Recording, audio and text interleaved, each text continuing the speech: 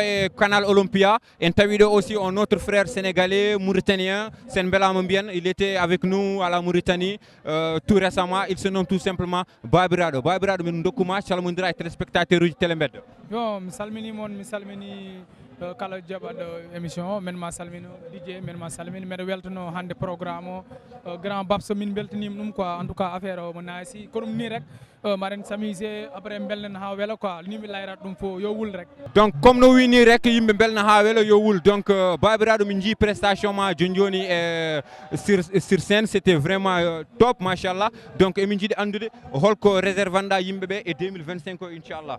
Bon min ko Babiraɗo borom nagui non ɓe wiyata kam bon minen Bambilor min koɗi quoi Diacksao Bambilor bon minen andi wajiɓe cuwa kam wadde découvrir non fo quoi côté Pulaar o par ce que Thiar he min gonɗo minen Daba bon min mbaɗi changer culture o quoi eyyi sa nani son am avant hin fuɗɗo a nanan nayyi ɗi mbaɗa nayyi ɗi kunat quoi voilà min mi addi étiquette gaynako nana mi wi tik brr on étiquette mi ari min ɓoyani komin puɗɗi affaire Pulaar o mais wajiɓe min ji avancement mais inchallah min waɗi réservé ay affaire eji surprise aji goɗɗi solo inchallah donc ha joni ko Babiraɗo on nani ko haali ko joni fuɗɗi nadde e affaire Pulaar o et il a vu que c'était beau c'est bien donc ñagonɗen mo Allah yo Allah nawru gueɗe makko yeeso mon frère merci.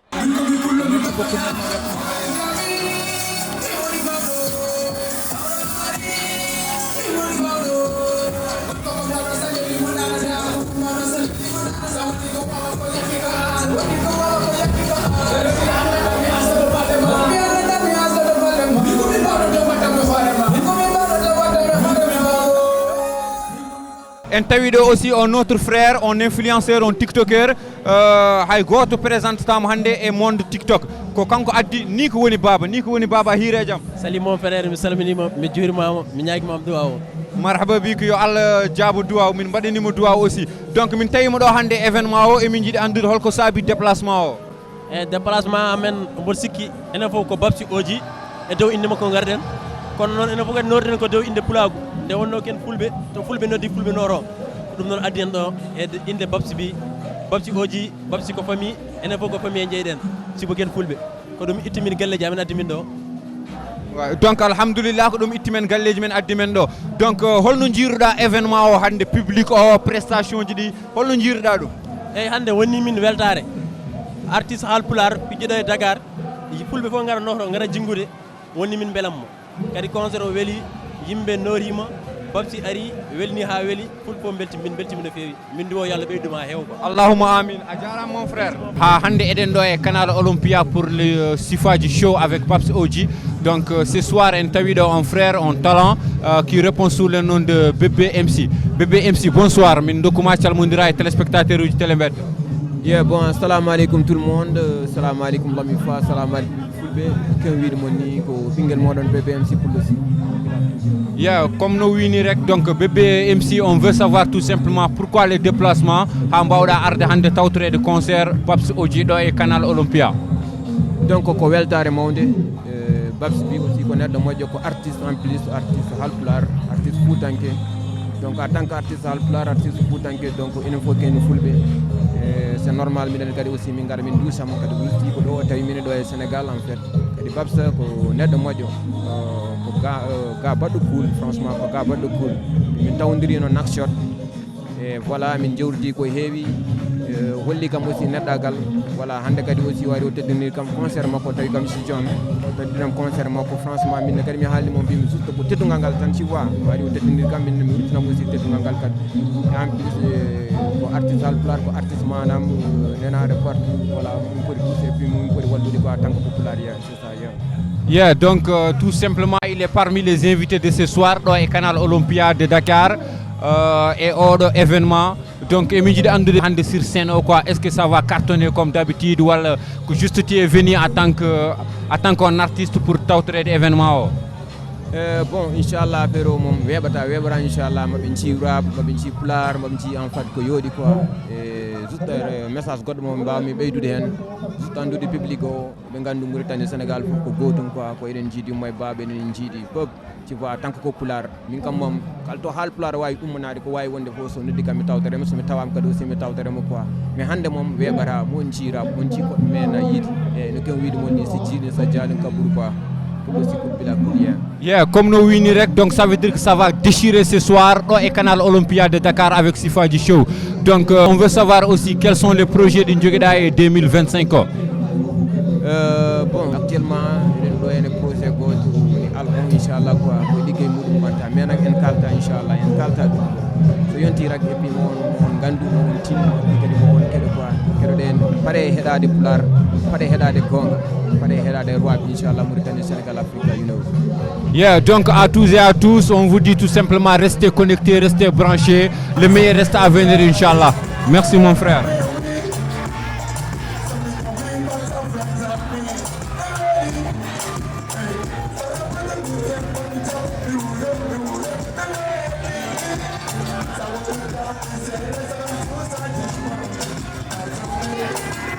Donc on enchaîne tout simplement avec la plus belle. Enji, un jeune aussi artiste qui se nomme Linko Émergent. Il était sur la scène tout à l'heure, il a déchiré, il a fait le feu et flamme. Donc on va juste essayer de parler avec lui. Bonsoir mon frère. Bonsoir, salmini mon frère, salmini Fourankob Fof, salmini Mauritanie, salmini Sénégal. D'accord, d'après nous salmini Mauritanie et Sénégal, et Minjidi Andoudé exactement, comme Minji Gombada Hadjoni et Sénoko, c'était vraiment top. Machallah, le talent est là. Donc on aimerait savoir Holko Réservanta Yimbebe et 2024. Bon, 2024 béni déjà par 2025. Normalement 2024 ça a été une très belle année pour nous. Wadi découverte, wadi Afrique et puis ça a été genre une affaire historique et Fourankob Fof. Bien 2025 ko yimbe pat déjà amin liggo ko min boy ligari amin continue aussi et mabin bidi Afrique godi burdi wadde dogu e ko min gaddi ko inchallah. Yeah, donc ha joni en continue tant comme no wini rek ndiafodon je me suis trompé, je voulais dire 2025 après j'ai dit 2024. Donc l'erreur est humaine. Donc vraiment la famille restez connectée, restez branchés, le meilleur reste à venir. Donc mon frère, merci, c'était un plaisir. Partagez. DJ Léry, bonsoir. Ouais, bonsoir mon frère. Donc, hande min gari do e Canal Olympia min tawimo do en tant qu'animateur. Est-ce que tu es venu en tant que invité ou juste pour supporter Babs Oji et Sifaji Show? Yeah, mi salmini aussi le présentateur, mi salmini aussi hen télé o, mi salmini aussi hen téléspectateur uji yebobe men be. Donc min ko DJ Léry no biida ni animateur, chroniqueur et surtout aussi un DJ. Donc ngari mi do hen hande en tant que mélomane. Parce que so rappular dilli donc ko minen no gonata yimbe be gandata horma hen ko kañumen poti adade e hewo pour jango jam wala pour wobe aussi en kede mbaw sousde parce que dum do so tawi noddama minen dum do ko défi amen en fait. Donc pour affaire o wada réussir wala affaire o hen wada guichet fermé à chaque fois ko dum woni hare amen e radio ji di dum woni commune kalar dum woni commune badata hen véhiculer. Donc en dehors de animation wala DJ o donc mboɗemi ɗo en tant que mélomane pour wadde soutenir Rappular to ala paltor Rappular mo Mauritanie et mo Sénégal et pour wadde soutenir aussi notre ami et frère Babs Oji.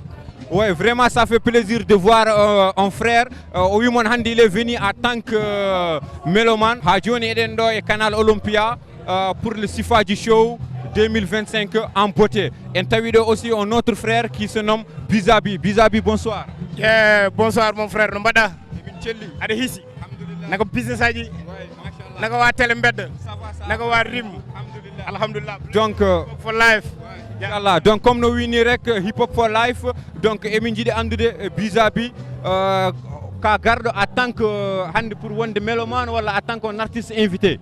Nice, non komi garɗo joude parce que Oji aussi ko gaynam ko artiste mo mbaɗmi respecté humainement aussi ko neɗɗo kewɗo teddungal. Ay min mi ari banggue Mauritanie o souvenir am goto e ɓurɗomi wadde marquinde joni mi ɓoggee tawi ko mum mi rooso mais ay min losji toon mi ari o ceeni donc o joui kadi humainement ko neɗɗo mo ganduɗa min jogdi beaucoup de relation quoi ko ganduɗa peut être yimɓe ganda ɗum artistiquement et humainement donc ça fait plaisir arde ɗo no wadde tewe sifaji show. Donc ça veut dire que so min paami an e Babs Oji wona hande rek quoi. Non wona hande comme no min e artiste aji Mauritanie naɓe hewɓe wona Kapi en wona advisor en wona heddiɓe nice artiste aji nane connection tiɗɗo. Alhamdulillah comme no wini les artistes nane connection tiɗɗo donc bisabi mbiɗa yiiɗi andude holno jiiruɗa public canal Olympia hande ɗo e sifaji show. Nice min kam bon mbeɗa heblano fodde arde huccide e mabɓe joni ni mais bon ayi hip hop nan ɗo ene ɗo woni Galsen. Nice ça fait plaisir aussi yiide ɓe noritima kamɓe foof kadi artiste o e hoore mum ne mérite ɗum hip hop pulaar ne mérite ɗum. Donc comme nous wini rek hip hop Pulaar forever. Donc minen ko do min goni on va soutenir, on va partager, on va liker inchallah. Donc emin jiiɗi andude aussi bisabi holko réservanda amin e 2025 quels sont tes projets? Est-ce qu'il y a des dates ɗi gandanɗa hoorema déjà koko kala walla préparation album mixé walla hunde quoi en 2025? Nice amin ɗo hen amin mbaɗa préparé won hen affaire uji jaggueɗa 2025 hikka ko hikka men quoi hikka ko hikka men hikka ko hikka fulɓe hikka ko hikka hip hop Pulaar. Bless up. Donc on a wini rek la famille hik rap Pulaar donc rap Pulaar le meilleur reste à venir. Merci mon frère. Bless up. Merci.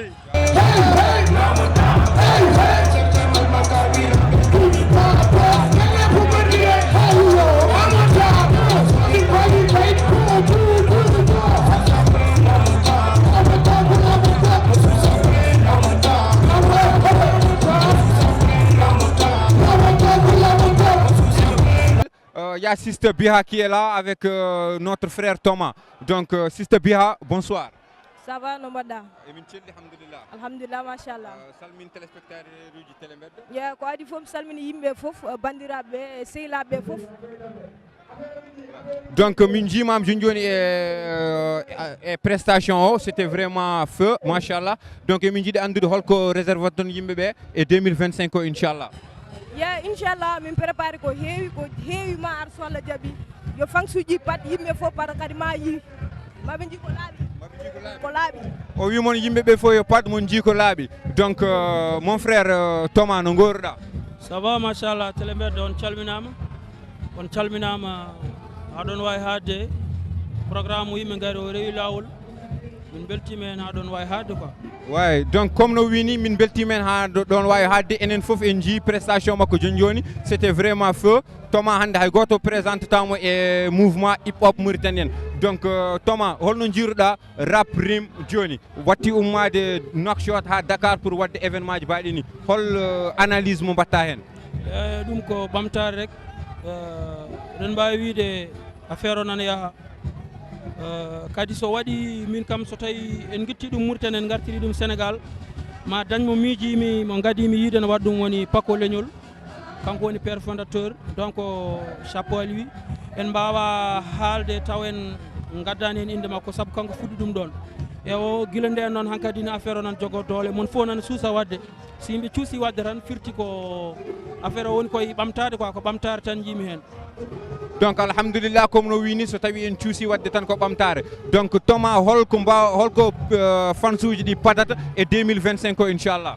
Eyyi 2025 o kam kala koɓe jii manquenoɓe jiyani amen yo pat ɗum 2025 kala koɓe manquira yiide amen yo pat ɗum 2025 o eyyi. Donc en paami o wi kala ko yimɓeɓe manqueno yiide mabɓe yo pat ɗum e 2025 o. Donc Sister Biha 2025 o emin mbawi fadde album walla holɗum holko min mbawi fadde kalne amin exactement tan holko min mbawi fadde? Baɗe rek so tawi ɓendi tan mo on jii quoi. Ah bon? Donc ha joni ko noon golle ɓuuri haala continuen. Merci mon frère Thomas. Télé Mbedda min beltima saabu hono ɗiɗo affaire uji heɓani ononne ko volontariat garɗon oɗon mbaɗa sacrifice et tout donc ɗum ɗon ko weltare kala jettuɗo so yettani moon hay so wofani Allah wofi mouvement hip hop o jarama. Merci Thomas on nani ko wi ko merci.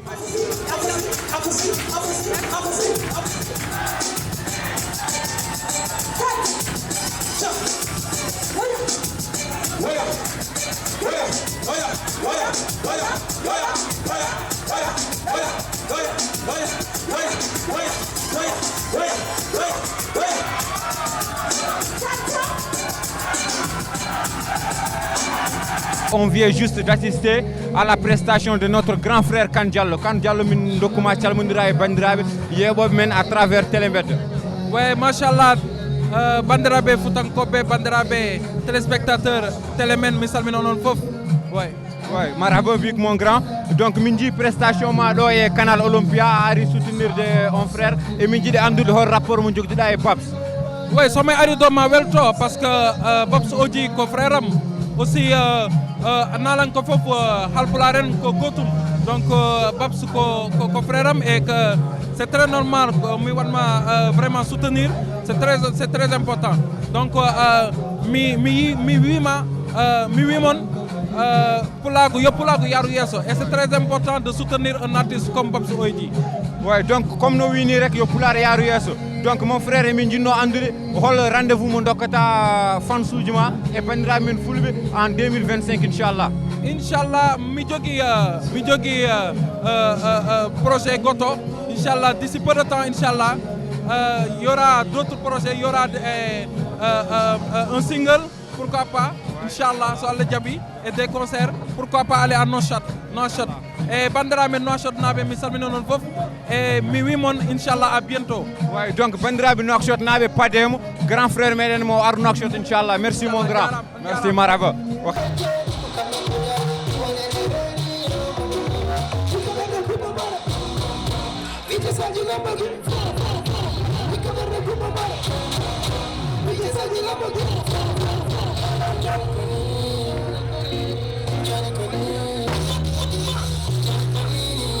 Pape Mal Niang ñu ngi lay nuyu.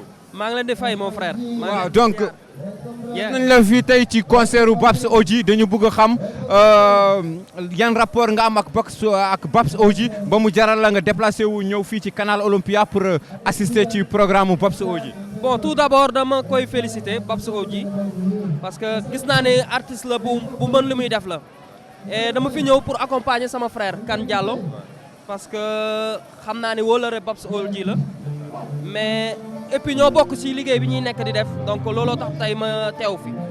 Donc loolu moo tax mu teew fii donc on aimerait tout simplement aussi savoir loo ñuy réserver ci 2025 bi. beaucoup de surprises inchallah di ngeen gis yu bees tàkk lu bëri bientôt rek inchallah surprise. Inchallah. Merci mon frère. Merci beaucoup. Ok marhaba. Zenka, elle était tout à l'heure avec Babs Oji sur la scène. Donc Zenka, on te dit bonsoir. Bonsoir, ça va, j'espère que vous allez bien. Passez une bonne soirée. Merci à toi de même. Donc on aimerait juste savoir quel rapport que vous avez avec Babs Oji. Babs Oji, il faut savoir que son ancienne chanson, je l'ai tournée avec lui, je l'ai clippé avec lui. J'étais sa mannequin dedans et là quand il a joué la chanson là, je suis montée aussi en même temps pour danser cette chanson avec lui. Les gens ils m'ont sûrement reconnu que j'étais dans le clip. Donc j'ai chanté et j'ai dansé avec lui sur scène. Donc c'est la fille qui a fait les vidéos avec Babs. Donc on peut savoir exactement qu'est-ce que vous faites. Vous êtes tiktokeuse, vous êtes chanteuse ou vous êtes tout simplement une danseuse? Je suis tiktokeuse, chanteuse, influenceuse, danseuse, artiste complète en fait. Ah, ça c'est très important. Elle nous dit qu'elle est une artiste complète. Donc on peut savoir qu'est-ce que tu nous réserves en 2025, Inch'Allah. 2025, la réussite totale, hein? Réussite totale, pas de temps. Ouais, donc on te souhaite bonne chance. C'était vraiment un plaisir. Merci beaucoup. Ah, n'est-ce pas? Si je ne me trompe pas. Donc on t'a vu ici ce soir ci événement bu rëy bu mel ni donc dama bëggoon xam exactement lan moo waral déplacement bi quoi. waaw déplacement bi li ko waral muy Babs suñu xarit la parce que ñun ñu ngi ko xam grâce à Djibril daanaka boo dee xool lépp luy communication moo ko géré au niveau du Sénégal donc ñu ngi doon liggéey ak moom ci album avant sortie bi du coup c'est normal aussi bu ñëwee di def concert fii ci Canal Olympia au Sénégal. ñu nekk ay créateurs de contenu ñi nga xam ne si ñun lañu gën a suivre ci culture urbaine bi ñu ñëw pour couvrir événement am donc loolu moo ñu indi fii quoi. waaw en tout cas loolu moom neex na donc su ma comprendre da ngeen ñëw juste pour support quoi waa léegi nag. non Babs artiste la boo xam ne dañ ko war a support parce que artiste la bu bëri potentiel bu nekk si moom quoi donc gars yi gisaguñ sax dinañ gën a gis bu baax sax. waaw incha allah dañuy gën a gis bu baax incha allah donc j'espère juste que yaa ngi mën a wax pulaar. non pulaar nag maa ngi koy jàng mais mënaguma ko Jeba laa bëgg mu jàngal ma. ah bon Jeba foog nga jàngal ma pulaar ndax li may fréquenté pulaar yi mi ngi bëgg a bëri. donc ala problème Jeba wat feere njanginaama pulaar. waaw yow merci beaucoup et félicitations à Babs. merci beaucoup donc ba léegi dañuy continuer rek ci question bi dama bëgg xam noo gisee événement bi tey. non lii réussite totale. imagine artiste bu jógee Mauritanie ñëw ba Canal Olympia nga xam ne suñu fii nii am na ay artistes yu nekk Sénégal yoo xamante ni dañuy am problème mu feesal ko sax ngeen gis ni mu ko duyee ba mu fees dellu nii donc lii c'est une fierté hein, c'est vraiment joli. Donc merci mon frère. Merci beaucoup frérot. jaajëf. Sifaji Show en tawiɗo aussi une grande sœur, une animatrice internationale machallah daraniɗo Pulago Diary Sall a hiire jaam. Hiire jaam gorko pullo mi salmitimama. Min calminima aussi min ñaganimama Allah moƴƴere min tawima ɗo hande événement o vraiment ça fait plaisir et min jiiɗi andude holko saabi déplacement o. Merci beaucoup partagé ko weltare tan e yettude Allah tawde a wi komi présentatrice animatrice fof ko gotum en même temps aussi komi debbo pullo baɗo présenté Pular e culture Pulagu wadde so tawi ɓiɓɓe fulɓe noddi e nder Dakaru lamorgo leydi Sénégal mboɗo foti arde mi tawtore mboɗo foti yiyede hen kadi ɓeɗo ko miñiraɓe ko wandiraɓe worɓe hen goto foof to naati leydi ndi soko Allah woppat haajuji mum foof kañum e hewrede kañum e jogade programme ara ha yettoɗo gonmi ɗo aɗa andi ɗum ko tinde neɗɗo noon so yeeyima teddugal no woni bande no woni pasama oɗon ndendi jamanu oɗon ndendi saaha oɗon ndendi gollal ngal alay saago annene ngala kollira hoore ma acte de présence mo ganmi ɗo o mbaɗirmi ɗum koye inde Pulago fof mbaɗmi ɗum koye inde kala gollotoɗo e ɗemgal ngal gollonowo kadi ɗemgal ngal ɗum noon ko ɗum saabi garangal am ɗo hande ngam notade Babsa ko neɗɗo moƴƴo kadi ko suko nehiɗo mo keptinmi mbeɗo jokkodiri e kamɓe fof soko Allah ko ɓuri kam welde hen ko solidarité mo jiimi hande e jamma o hay sa namnakimi tan mi waɗa développé nde tawno ko ɗum ɗo so mbeɗa yiya ɗum mbeɗa jogo cuusal e coftal nde tawno leñol ma jogo sukaɓe jogo kadi dariɓe jogo kadi daraniɓe leñol ngol wadde hande to banggue monde rap eɗen mbawi wiide heptinama e nder Pulago kono alhamdoulillahi rabbil alamin génération mabɓe wonko waɗi hen wadde enen foof eɗen jogui mawɓe adiɓeɓe ɗo to banggue culture o to banggue ɗemgal to banggue musique kono mboɗo sikki to banggue monde rap hande walla musique machallah hande wayli ko heewi to banggue modernisation tawde jamanu jo waylima kamɓe ɓe mbayli hen ko heewi surtout la nouvelle génération o so haalama kamɓe ɓe kalete hen mboɗo yonnaɓe mboɗo weltano kadi ɓiɓɓe fulɓe Mauritanie naɓe saabu maayo wona keerol mboɗo farnoroɓe mboɗo weltaniɓe kadi vraiment somi ari toon hay somi wona gandanɗo toon no feewi mbeɗa yiya darde Pulago toon e ko Pulago wurata ko toon ene wurnirte wadde soɓe gari ɓe tawi min ɗo e lamorgo leydi Sénégal kala ko mbawnomi jaggude so tawi mboɗomi e leydi ndi barke Cheikh Oumar mi arat mi waɗa ɓe soutenir mi ara mi hollira kadi doolam e mbawkam woni noddude yimɓe woni wadde erago joni ummima ko i radio mi par émission tan garmi ɗo henne wadde ɗum ɗon aɗa andi alay saago ko hunde nde ponmi wadde mi yetti Allah mi yetti moon mboɗo yettano Allah noon mbeɗa yetta télé bedda mais télé bedda noon Allah no wawi wonta télé wuuro Allahumma amin inchallah. Merci la grande sœur min beltima. À très bientôt inchallah. Merci beaucoup.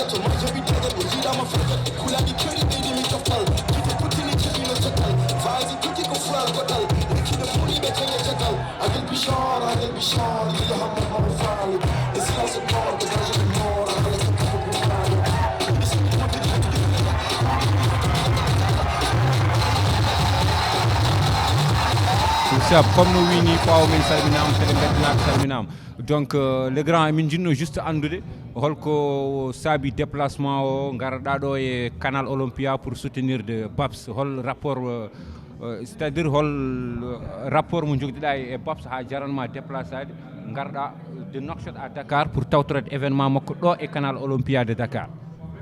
Ko adi fo mi salmini mon mi salmini kadi filmoɓe yeɓoɓe ko hunde mawde to yamɗo déplacé de arde hokkude doole le petit frère Babs parce que so mi waɗi ɗum mi waɗi ko haani e ko foti wonde Mauritanie Sénégal jiiɗimo e baba donc so fulɓe noddi kadi ene haani kadi hunde kadi waɗa waɗa ko wayni yimɓe kadi jinga kadi ngara kadi tawtere jamma hannde o min ko ɗum tan mbawmi waɗande en tant que miniraɓam kadi aroɓe kadi ene aroɓe caggal ene mbaɗa ko yooɗi hannde en jii doole nan ɗo par ce que fulɓe fof ndenti nan boowal ɗo babsi kadi ko naalan ko nganndanɗa nehiɗo Allah waɗi évidi kam e album mum kadi e morceau goto belɗo machallah donc so noddi kadi ene hani kadi inchallah mi noto et c'est important. Ouais, alhamdulillah, comme nous vini, donc il est là avec nous ce soir pour soutenir de son petit frère Babs Oji. Donc les grands, min nani no wonde mbida album ma yaltu et 2024. Et on est le 3 janvier 2025. Donc min jidi andude holko tardini album o et après holon date dokkata amin exactement. So tawi kay vous avez prévu de sortir l'album en 2025 inchallah. Joni halar kam wadde yimɓe promesse tan ko enen sa waɗi promesse tan ɗanota ko album o ha joni won koye wañi won koye defede nana defe tan nana defe mi wawa wiide haydara mi wawa wiide yimɓe holno yaltata ko min e hooram kadi yinno kadi album o yalta 2024 o hawri e fin d'année o album absen na yalta ƴettumi kadi mbami rekkil seeɗa pour hokkude album absen o kadi temps kadi minne kadi mi wawa kadi natude waño mi wone defte kadi ha hunde ɓeɗo ɓendude walla sam welama ni wiya hunde ɓendini mais soir o tête tan quoi. Donc la famille ko enen fof keeɗi ɗum c'est juste o waɗi geste goto noble parce qu'il y avait l'Absen, son petit frère, ou disons notre petit frère, qui devrait sortir son album en 2024. Donc les deux albums vont yaltide en même temps. D'après Pamiko, album des femmes, Bendi, donc il y aura ara yimɓe ñama ɗum kara inchallah rabbi rap rim forever, n'est-ce pas? Donc merci mon grand frère, c'était vraiment un plaisir. Si un autre influenceur tiktoker, Bachirou. Bachirou, bonsoir. Voilà, température Chelli. Morom Alhamdulillah, Chelli. Machallah, alhamdulillah. Donc Bachirou, emin jiiɗi andude holko saabi garangal ma ɗo e canal Olympia. Non, halpulaar wiɗo ko neɗɗo a wawa dañde ko ɓuuri bande quoi.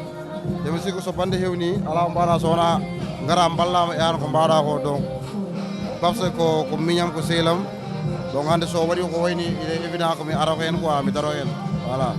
Alhamdulillah, donc Babs ko miñi ko frère ma holno jiiruɗa événement makko hande ɗo e canal Olympia. Holno jiirumi événement makko IS 814 dañ koy xaar o waɗi IS ko human binne jaajëf grand yow jaajëf ka human binne delloo ziar nuyu naa la yéen ñëpp mi salmini on min juuri on shout out to Oji Babs shout out to Bachir shout out to my niggas.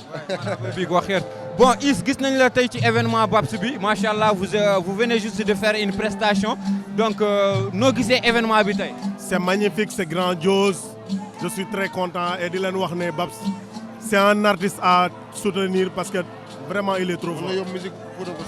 Alhamdulillah.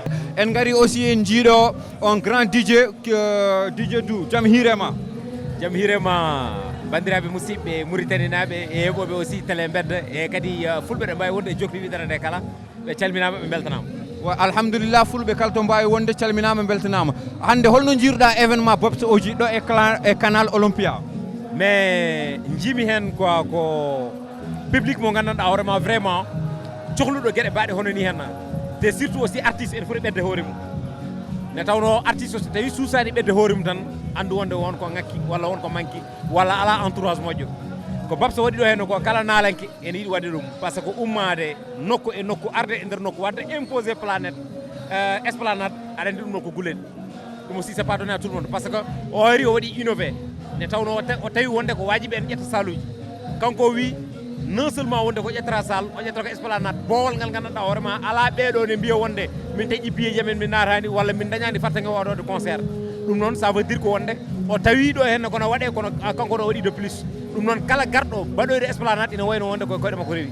Ouais, donc alhamdulillah comme no wini rek donc somi faami firti ko événement o hande c'est la réussite totale pour rap pulaar fof no fotirno. Ko réussite totale rap pulaar fof no fotiri kono il faut ɓe paama wonde rap pulaar wonko heeɓi taw hoddiɓe men ɓe keɓani ɗum ne tawno en keeɓi nalankoɓe yahoɓe extérieur daña hebbinta toon saluji ɗi gandanma 300 places 400 places ha 800 places par ce que advice salle mo wattani jour ko 900 places o hebbini ɗum ne hannirde ni henna babsen en ji authentique en ji aussi jeehi ça veut dire que ɗeɗo gueɗe ɗe gandanɗa hoorema sukaɓe ɓe nana mbaɗa musique o nana yoɓe non par seeɗa seeɗa nden neɗɗo o jogotono buzz jogo succès sikko wonde waɗi réussir mais woni wadde réussir e nder événement walla woni wadde réussir tigui rigui e nder carrière mum ko yaade un peu partout dans le monde te kadi aussi art o wawa wurnudema wawa jogadema wawa tigui rigui hajuno waddema kala jiiɗomo wawa weltoradema walla kala jiiɗomo wawa waddema idole c'est très important donc ko réussir donc alhamdulillah merci mon frère a jarama min calminima merci mbeɗa weltini noon télé bedda no fewi no fewi no fewi ne tawno à chaque fois so tawi min kawri e programme uji mbaɗe honni henna eɓe kewi ƴettude min interview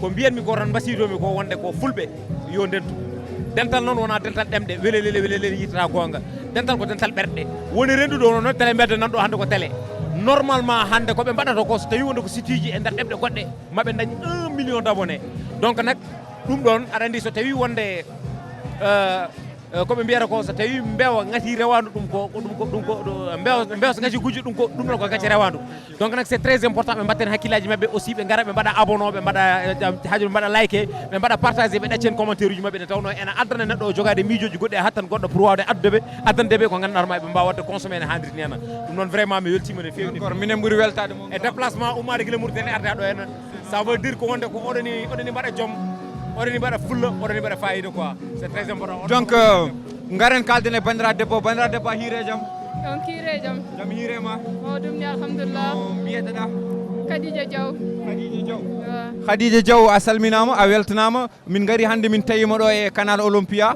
e événement Babs Oji emin jiiɗi andude holko saabi déplacement o déplacement déjà pour fuɗɗade mi salmini yimɓe foof mi yetti ɗumen min to pulagu noddi fof to mbawmi wonde foof mi waɗa déplacement mi ara par ce que ɓeɗe yiɗi pulagu ɓeɗe farnori pulagu bon c'est juste ça mi wona gowɗo haalde devant les caméras donc c'est juste ça merci la situation oblige quoi oui la situation oblige oui en tout cas merci quand même c'était vraiment un plaisir je vous en prie le plaisir est partagé merci ma sœur c'est gentil yeah ami cher internaute télé bedda ha joni eɗen ɗo e canal Olympia en ji aussi un autre frère ko kanko yaltini album makko ko ɓoyani o waɗi concert 100% live jour sorti album makko il se nomme tout simplement Bremix jaam hiirema yo jaam hiir salamu aleykum télé bedde ko weltare yide on ɗo aussi par ce que eɗen kewi yindirde affaire uji Mauritanie du coup ko honneur yam taccidde mon maayo ngo quoi ça fait plaisir donc alhamdulillah ko honneur makko taccidde men e maayo ngo hande min tawima ɗo e concert Babs Oji ɗo e canal Olympia de Dakar no jiiruɗa événement hande o Yeah, and Babs est un artiste confirmé qui essaie de faire beaucoup de choses. Un petit ambassadeur, il a fait sa sortie d'album. Hande aussi, c'est un plaisir de Sénégal. Il essaie de faire des choses. On supporte. Nous bimam niran. Minen comme wanbe do pour watte et pour wallude wadobe aussi. Effectivement. Et ben gonirdo ko wadde e wallude wadobe. Donc Bremix e min jidi andude holko réservanda amin e début 2025 o. Ah déjà min gari Sénégal ko pour ligade pour yidi yimbe pour beydude contact parce que mi meda ardo c'est la première fois. Du coup 2025 inchallah Woulat Diaw donc paretan. Ouais. Donc paretan inchallah mon frère merci. Min calminimo. Yo Allah newnu ko heddi ko. Chers téléspectateurs du Télé Mbedda ha hande do e canal Olympia. On est arrivé aussi, on a trouvé un autre frère sénégalais, un artiste aussi, il est pétri de talent, il répond sous le nom de Gimzeher. Gimzeher, bonsoir. Bonsoir mon frère. Ouais, donc on est là en tant que Télé Mbedda. Donc on aimerait savoir exactement quelle collection mo jogdida et les artistes mauritaniens hamin bay tawdem do hande et concert Babs Oji. Ouais, bon, c'est un plaisir en tout cas, vraiment. Je salmini kala djebo Télé Mbedda, je salmini aussi peuple mauritanien, peuple sénégalais en général, donc ko Gimzer artiste rappeur. En tout cas, c'est un plaisir pour joktodire artiste mauritaniens hewbe machallah presque pour ne pas dire tout le monde. Kadi ko relation ji baddi nice machallah ko gomi wiide ko ran ko der ko collègue aji poti der don. Donc arde do hande canal Olympia aussi c'est un plaisir ko jaggude rek combat toujours wona Mauritanie wona Sénégal ko pula ko ko hipa pularo donc en général quoi. Donc comme nos wini c'est le pular en général, c'est le rap qui gagne.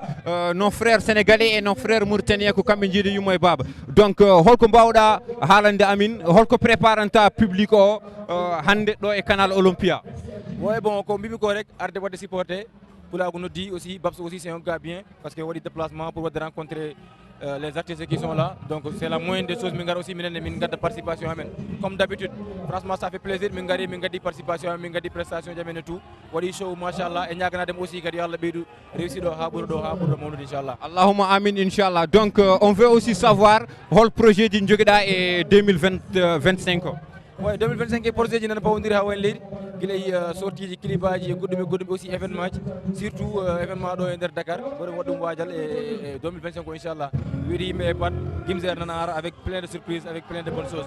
Aussi yimɓe jaha mbaɗa abonné compte chaîne YouTube o Gimzer l'officiel et réseaux sociaux ji Gimzer l'officiel.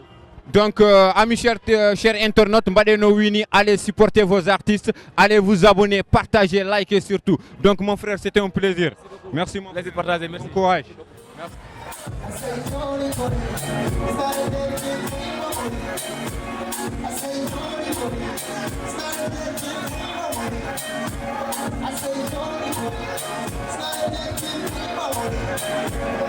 Merci.